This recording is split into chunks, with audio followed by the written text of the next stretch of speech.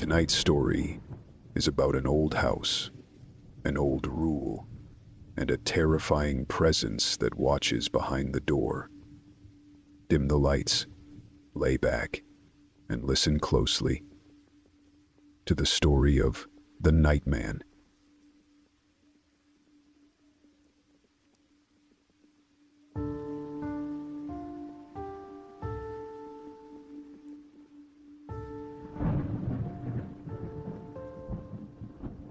We'd been best friends for 13 years, and in all that time, not once had I ever stayed at his house.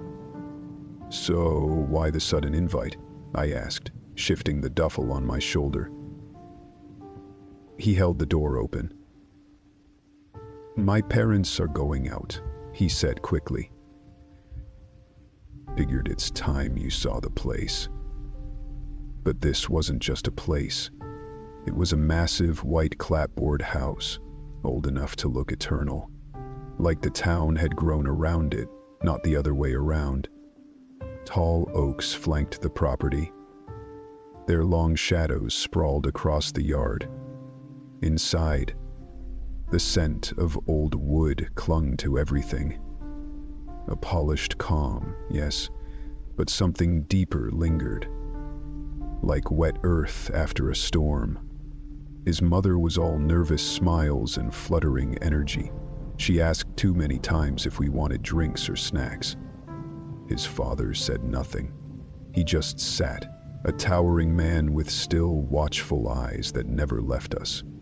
I caught her whispering something to him in hushed urgency, but I couldn't make out the words.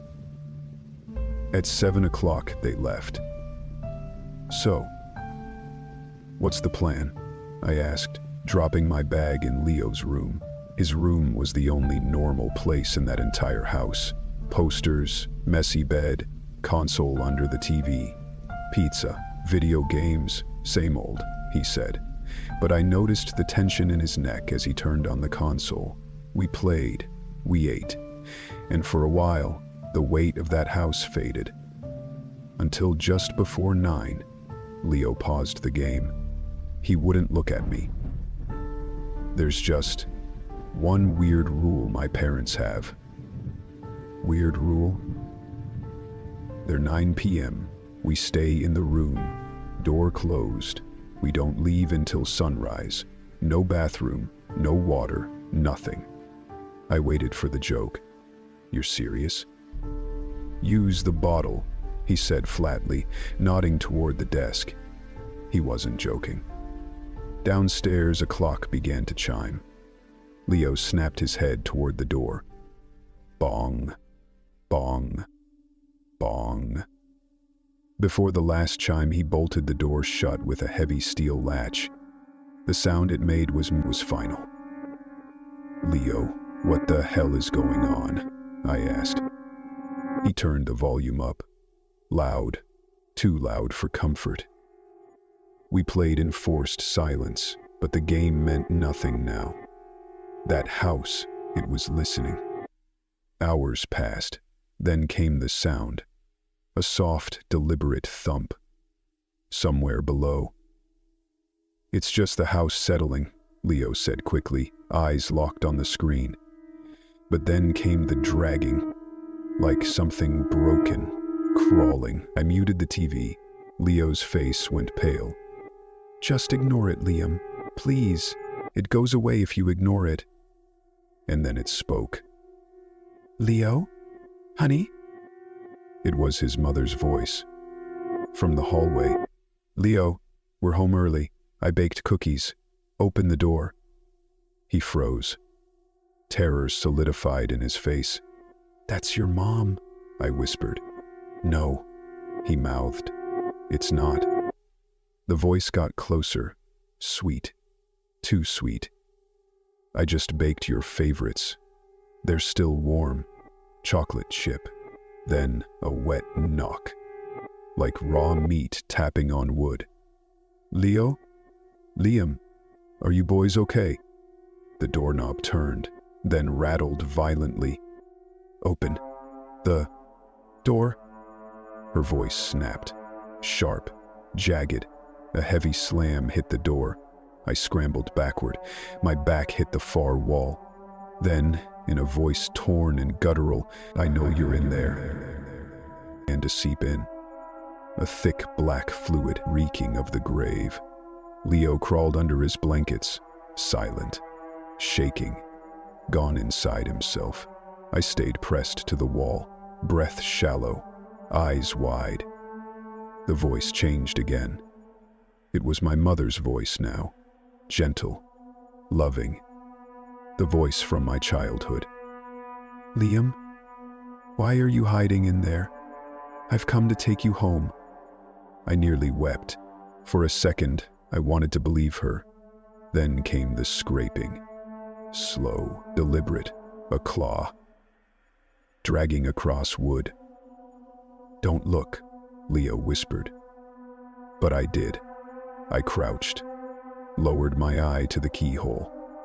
At first, only moonlight in the hallway. Then it stepped into view. It was not a person, a creature of sticks, shadow, and stolen things. It wore his mother's apron, stretched over a hollow chest. His father's cap atop a head of nothing. No face, only void. In its hand, a family photo, held to its empty face like a mask. Thump, thump, thump. I flew back from the door, choking on horror. It whispered again, in my mother's voice, "Let me in, Liam. I've come to take you home." Leo was still under the blankets. The bottle.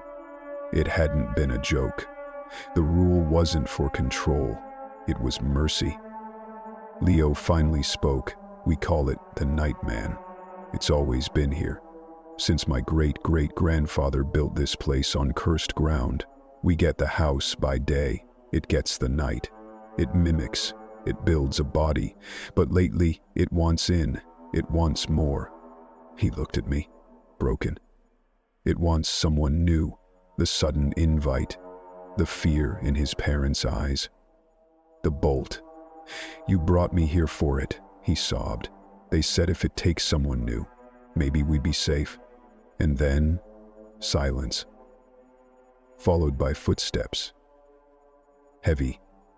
Slow. Thump. Drag. Thump. Drag. It was at the door. Crack. The door frame splintered. Leo screamed. "He's never tried to break down the door!" Crack. Bang. The lock ripped free. The door swung open, and it stood there. No longer sticks and shadows. Now it had a body. Chair legs for feet. Pipes for arms. Its torso. A cage of wood. And inside, my duffel bag pulsed like a heart. Its head, the grandfather clock.